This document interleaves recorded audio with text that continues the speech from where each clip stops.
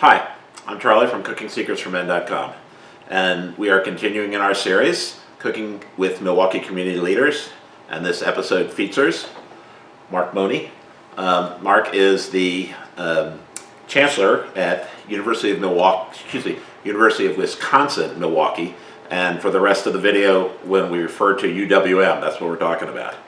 So Mark, thank you very much for coming. Well, thank you for having me, Charlie. I'm delighted to be here. Well, I'm glad to, I haven't seen you it's been a minute, I guess since before the pandemic, but so Mark is on two big time lists. He's on the top 100 power brokers here in Milwaukee from the Milwaukee Business Journal.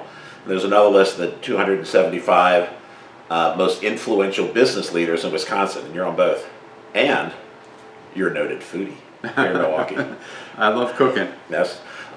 So you've been at UWM since 1989 and the Chancellor since 2014. So if I do math in my head, that's 34 years. 34 years. Yeah. Congratulations. So there's three campuses at UWM. There's Milwaukee, Waukesha, and Washington County. Yeah.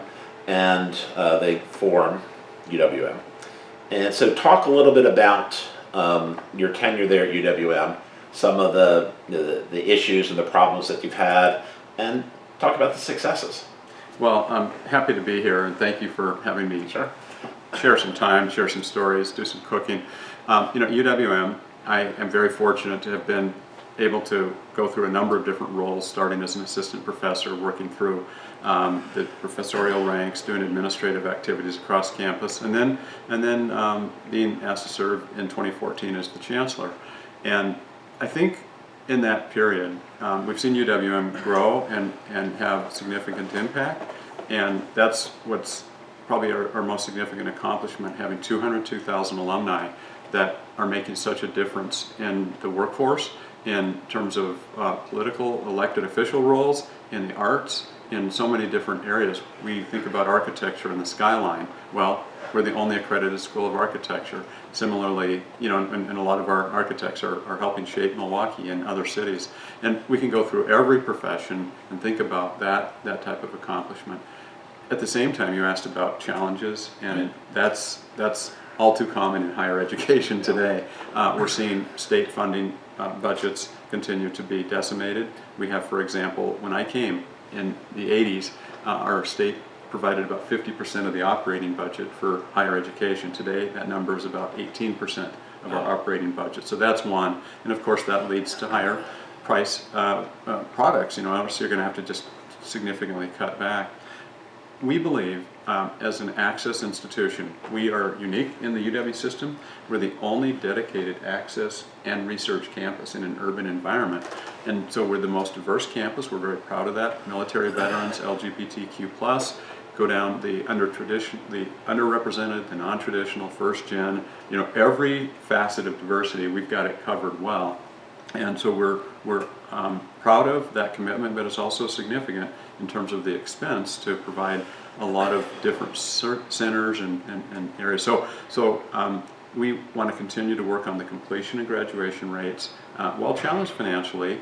And higher education today is also facing some questions about, do we provide the right types of value? There's never been a time where both Democrats and Republicans are asking tough questions. But we persevere. We've become a Research One university 3 times on my watch. We've become a Carnegie Community Engaged University, and that's something we're very proud of. We're a D1, Research One institution that has over 22,000 students that graduate, 5,300 students per year across our 3 campuses. 5,300 students enter the workforce. 80+% of them stay right here, and it's really impressive in terms of the contributions that they make. So you may know this, both of my boys, who are both graduates, not of UW, but they took summer classes at UWM during their time when they come back between semesters. And I actually took classes at UWM when I was studying to be a math teacher in the Milwaukee Public Schools. But I'll tell you offline why that never went to fruition, and it has a lot to do with my grade point average at the University of Maryland. But I did enjoy taking classes there. As one of the leaders in education here in Milwaukee, You were instrumental in starting let me make sure I get it right, the Higher Education Regional Authority, and you're also one of the founders of the M Cubed Initiative, which is MPS, Milwaukee Public Schools, MATC, which is Milwaukee Area Technical College, and UWM. Yep. So talk a little bit about how these local education initiatives are helping to shape the youth of our city. Well, let me just say that you've done your homework. So great job. Thank you for knowing that background. Let me mention what we call it HERA, the Higher Education Regional Alliance. What that and MCubed have in common, the number one central goal is college and high school completion. If you can't graduate from high school, you can't get to college. So we focus, and we work specifically through MCubed with the public side of things. If you think about the work that we represent, the number of students are north of 130,000 students. So you've got the largest public educators in the state of Wisconsin working together to look at that pipeline of talent, to look at completion. We know that education is the great equalizer, but you've got to get your high school completed. We're very proud that we have helped MPS go from a 59% graduation rate to over 70% in our few years working together, and we're going to just continue to build on that. Moving over to the Higher Ed Regional Alliance, which we call HERA, that is 18 every single academic institution, 2-year and 4-year across the state. I'm sorry, in southeastern Wisconsin, so in the 7-county southeastern, we call it the M7 region. Every academic institution and 10 community organizations are at the table. And so we've worked very, very closely to work on 3 goals. Number 1, college completion. Number 2, better collaboration across the academic institutions. So think about transfer and transfer credits is one example, or online certificate programs. And the 3rd goal is working more closely with the business community and other employers, whether it's in healthcare, manufacturing, the tech hub, other tech side of things. So these are really important goals that we're working on together as opposed to one institution. And the reason why we do that is we know that the educational issues and ultimately social mobility, home ownership, all of those things that are affected by education, workforce preparation, the challenges are bigger than what any one institution can provide. So I'm really proud of our collaboration and partnership. We haven't always seen that in this region, and that's just something that we at UWM are a force for wanting to collaborate, be a neutral ground, bring others together, be a force for good. Great. Anthony McHenry was here last week, and he's another one of our leaders in education here in the city. So we're, 2 weeks in a row we're talking education, which is great. So before UWM, you taught at Hotel Consult in Switzerland. Mm-hmm. Must have been pretty cool. That was neat. And you had you've got a background in food service and hospitality industry. I know you opened hotels in the western part of the United States, and I think most of your college, undergrad, master's, and doctorate are in the western part of the United States. Yep. So that experience has to have helped foster your knowledge and love of food and cooking.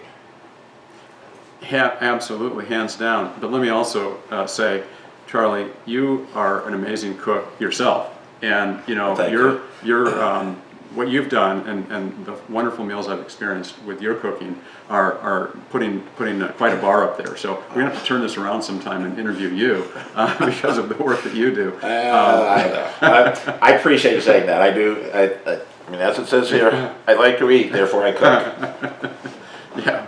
So actually, my interest in cooking preceded all of what you just described. I was from a very young age always enjoying cooking. I always asked Mom and Dad, "Can I cook breakfast on Saturday and Sunday? Can I make the waffles? Can I cook the eggs?" So that's where it really started. I just have always had that love for cooking, and I like nurturing people. I like that. So it all fit with the hospitality industry. So yeah, I spent a decade in that industry as a chef, food and beverage director, and opened hotels, and then that rolled right into how I was asked to teach in the only English-speaking hotel and restaurant program in Switzerland, and it was really a great honor. And the neat thing about that, getting that global perspective, I had 200 students from 60 countries that summer And that's an immersion in an international experience. And they were all in hospitality in different parts of it. So we would go to different regions in Europe where they lived. All right, so until we moved here, downtown, last summer, we were quasi-neighbors. We lived maybe a half a mile or so apart. I've been to your house many times, gladly accepting invitations to parties. And as you mentioned, you've been to our house for a few meals. I know your wife, Sarah. She's a great hostess. So talk a little bit about your family and where your kids are now. Well, thanks for asking. Sure. And they're wonderful. I'm actually, as it turns out, I'm grand dog sitting starting yesterday because my son, who has those 2 dogs, is in San Diego with his girlfriend, and so we get to take care of a couple of dogs. But my son works he's got an office in Chicago, but he is able to work remotely. So he's between Chicago and Milwaukee, works for Merge Technology. And my daughter is in Denver, and she works in the tech sector also.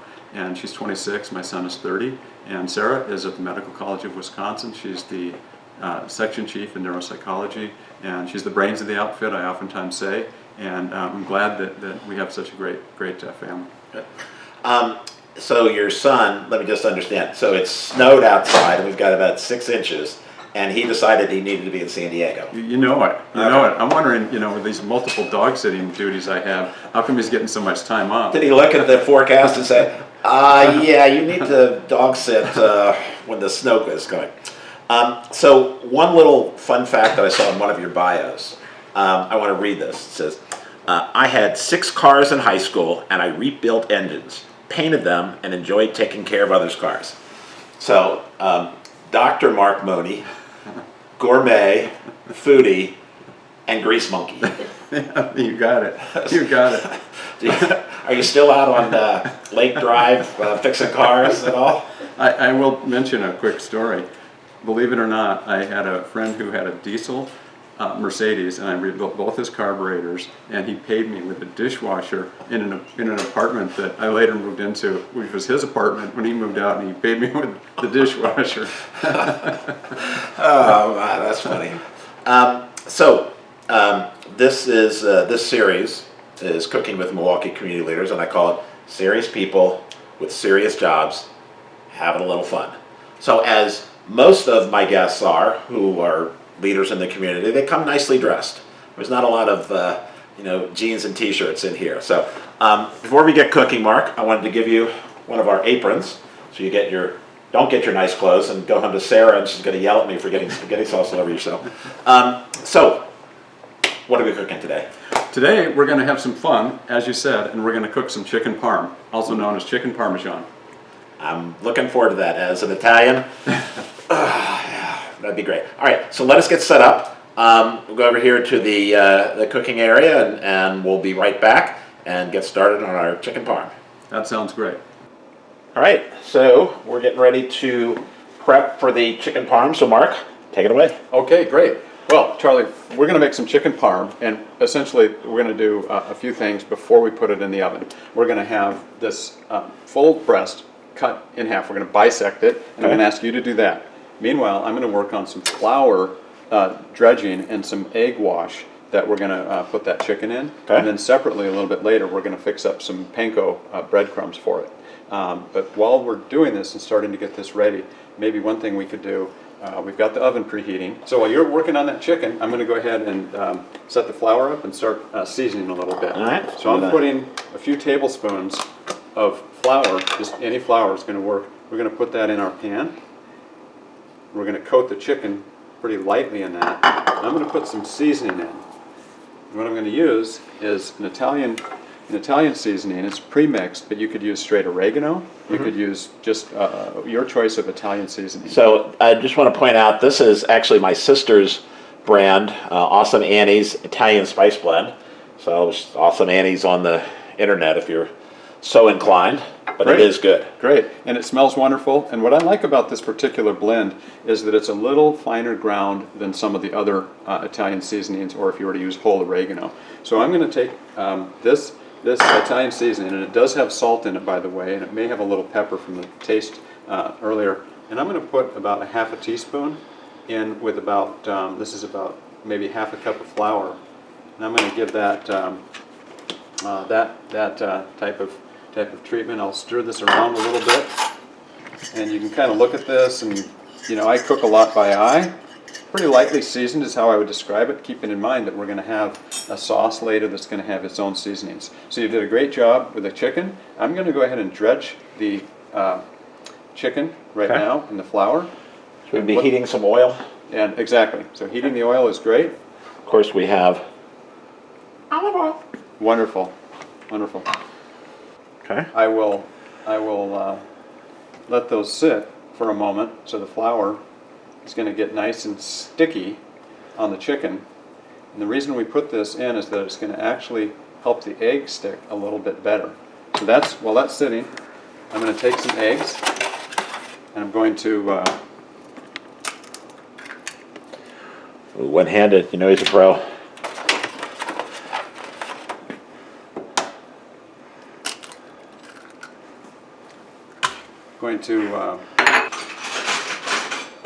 You have to, because I'm good. I've got it. We're whisking these eggs up. And we want to whisk them up pretty fine, because if you leave the yolks and whites separated, it's not going to work as well for what we ultimately want here. So what we're going to do is we're going to take this finely whipped up egg, we're going to put it in here, and we're going to put the chicken in the egg, and we're going to then put it in panko. Panko is a breading that is going to be much crisper than what we would normally have if you used breadcrumbs. You could use breadcrumbs if you don't have panko handy. Notice what I like to do is I have kind of an assembly line here. Absolutely. So we're going to dip the chicken into the egg, and then we're going to put the egg dipped chicken into the panko and then have it on the pan. Before we do that though, we're going to do one thing. With the panko, I'm going to season it with a little bit of the Parmesan, specifically between 1/2 and 3/4 of a cup.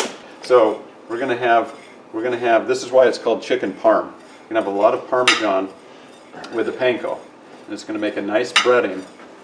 So there we go. We've got a nice, and you can tell by the texture, panko is very crunchy. You can tell it's going to have a lot of crunch, but it's also going to have a lot of parm. So, Charlie, to help me out here, what Yes. I'd like is if you can take the chicken, put it in the egg wash, and turn it over a couple of times, make sure it's good and coated, and if you put it here, I'm going to go ahead, and this is going to keep things separated. So your hands are going to have more of the egg, because for me to do this in between each time, you have to be really careful. I always wonder why you don't have 3 hands to do this. That's perfect. That's perfect. And I'm going to drop that on, and notice I'm going to actually press it in pretty firmly. And why I'm doing that is 2 reasons. One is I want the breading to stick pretty well, but I also want to push this chicken out a little. In other words, we don't have to use a mallet, or we don't have to roll it out, because we're flattening it out. You'll notice it's a little bigger, spread out a little bit compared to when we first started. So there it is, and that's going to be ready to cook. Those are going to stick pretty well. So that was perfect how you did that. Number 2. All right, and how's our pan with the heating oil? Okay, now we're going to drop these in the preheated medium heat skillet. Put them in. I'll take this. Now I'm going to add just a little more oil to this. While this is cooking, while it's browning, why don't we go ahead and cut up the basil and cut up the cheese. So how long will it be on each side? It's going to be about 2 to 3 minutes if this pan, depending on how hot it is, and we'll check that. So check the temperature. Oh, does that smell good? Go ahead and flip the chick, I call it. Nice and golden brown.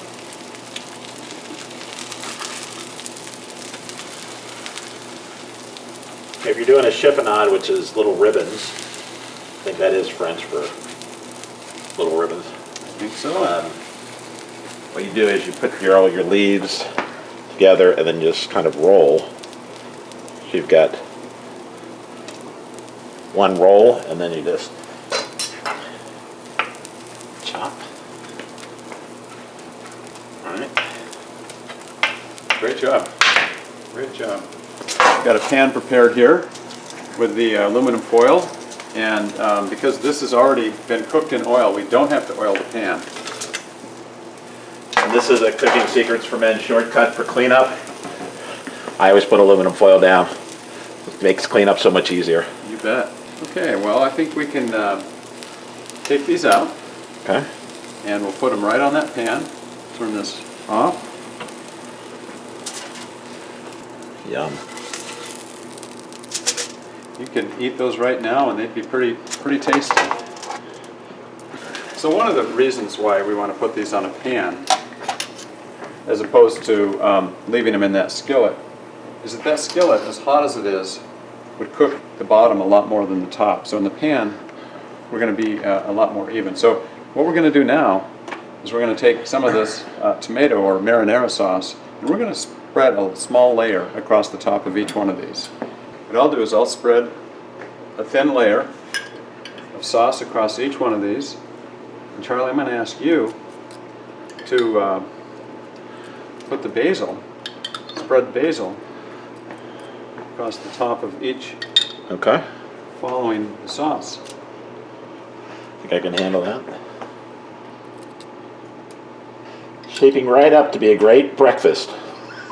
Since it's about 10 o'clock in the morning on a Saturday morning here in Milwaukee, you can't pick your time to eat good food. You eat it when it's served. All right. All right? All right. Now, that's the base layer of our marinara sauce with basil. Cut some fresh mozzarella. And then we're going to also put some of the mixture of mozzarella and provolone.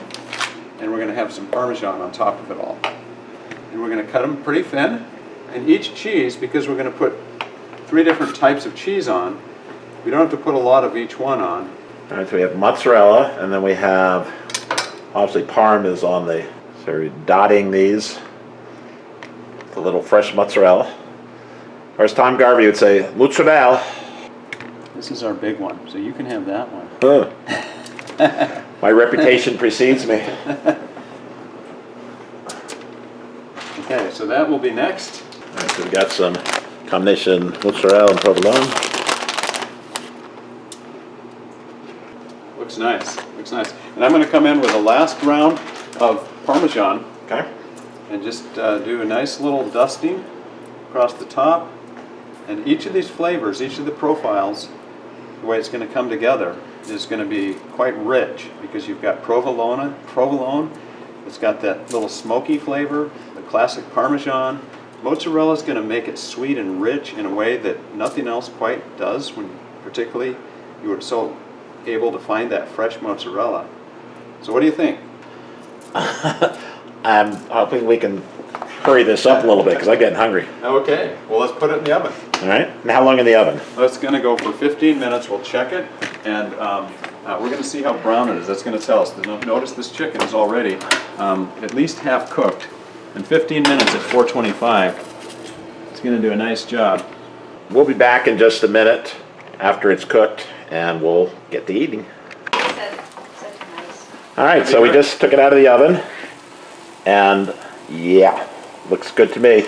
We're going to check the biggest one because that's the one that's going to be the most important, because it will tell us if everything else is Okay. right. If this one is done, everything else you know is done. So we're going to look at this, and we're at 187. We're good. You want to, again, you want to make sure it's at least 165. All right. And we're doing perfect. You see how the smaller ones are hotter? Yep. And we also have some pasta, so we're going to serve this over pasta. All right. So we're going to put these together. We'll sit down, and Mark, I think we may have to test taste. I think that's a good idea. All right. We'll be back in just a sec. All right. So we have put together our chicken parm. Thank you, Mark. All right. So why don't you describe what we have here? Well, we're now able to eat the fruits of our labor, and thanks to your great sous chefing and our partnership, we've created chicken parm with angel hair pasta. And what you'll notice is a nice texture, the browning. That's the result of a 425-degree oven, so it really puts a nice finish on it. But we've also got underneath that nice layers of cheese, basil, the sauce, the marinara sauce, on that panko-crusted chicken parm. All right. Well, there's nothing left to do except give it a taste. Here we go. All right. So I love doing these because, as I've said many times, this is serious people with serious jobs having a little fun. So they come here, I ask them a bunch of softball questions that they get to talk about their work in the community, which is very important, and we do greatly appreciate it. But then they cook something and I get to eat it. So it works for me. And I get to too. Absolutely. Oh. Oh.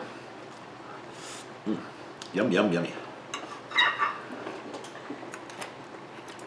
You taste that crisp panko on that, and it's not deep fried. It's just got a nice thin amount of olive oil that we cooked it in. One of the things you were mentioning is that a lot of people, when they're frying something like this, they put in about an inch of oil, and that kind of, I mean, it becomes oil saturated. And this, we just had a little coating on the bottom of the pan, Right. which led to a nice crispy deliciousness. Well,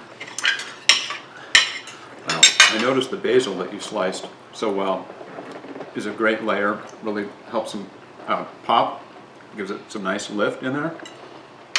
Well, it's interesting because it didn't turn black, which it sometimes does. It's just green basil.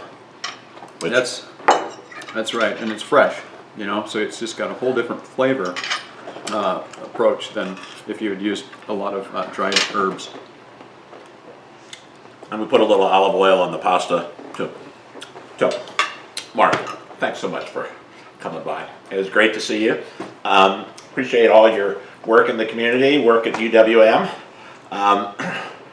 We're not neighbors anymore, but hopefully we'll get to see you socially now that the pandemic has wound down and we're not so far away. This is our ongoing series, Cooking with Milwaukee Community Leaders, and next week I'm very much looking forward to this. We're having the Upstart Kitchen in, which is a kitchen incubator with the president of the corporation that runs the Upstart Kitchen, plus one of their, what would you call them? They're not a resident. Business. Students? One of their businesses within the incubator. So I'm really looking forward to that, and because that is really the work that's being done in the community. So Mark, again, thank you very much. Appreciate it. As always, we appreciate everyone's support out there. Please like and subscribe to our videos here on YouTube. And as always, thanks for watching.